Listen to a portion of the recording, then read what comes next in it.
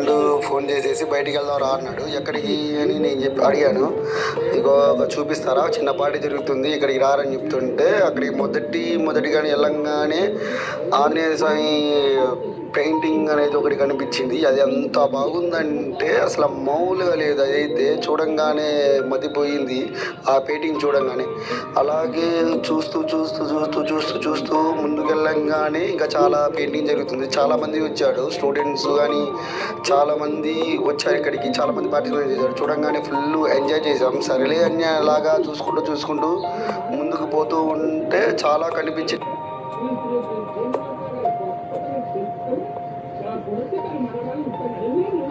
700 మంది ఆర్టిస్టుని తీసుకొచ్చారంట.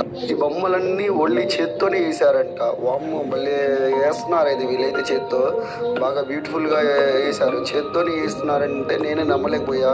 సరేలే అని చెప్పేసి దగ్గరికి వెళ్ళి చూస్తే నిజంగానే కొంతమంది అయితే చేత్తోనే వేస్తున్నారు. పెయింటింగ్ బాగానే వేస్తున్నారు. అదైతే కాస్త ముందుకెళ్తే తాడుతోని తాజ్మహల్ అను ఇంకొకటి చార్మినారు రెండు సూపర్గా డిజైన్ చేశారు. అదైతే మైండ్ బ్లోయింగ్, సూపర్ అసలు. అయితే ముందు వెళ్ళంగానే సింగింగ్ అని అక్కడ జరుగుతుందని చెప్పేసి నేను మా ఫ్రెండ్ గారు ఆడికి వెళ్ళాము. సింగింగ్ అనుకొని అక్కడికి వెళ్తే కాసేపట్లో మళ్ళీ ఇప్పుడు సింగింగ్ అనేది స్టార్ట్ అయ్యిద్దిరా, కాసేపు ఆవురా ఉందాం అని చెప్తే చూసిన తర్వాత సింగింగ్ స్టార్ట్ అయింది.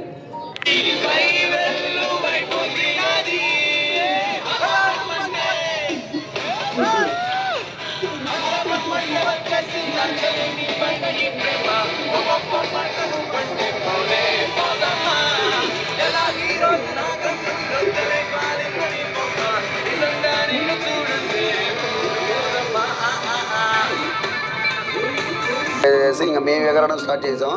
ఎగరగానే మామూలుగా ఎగరలా, ఫుల్గా ఎంజాయ్ చేసాం. ఆడికి వెళ్ళగానే సరేలే అని చెప్పేసి సాంగ్స్ కూడా బాగానే పాడారు వాళ్ళు కూడా. సాంగ్స్ కూడా చూడంగానే ఆ ఎంజాయ్మెంట్, ఆ ఊపులు అసలు మామూలుగా ఎంజాయ్ చేయాలి. డ్యాన్స్ చూడంగానే మా ఫ్రెండ్ అయితే చైర్లో నుంచి కింద పడిపోయాడు.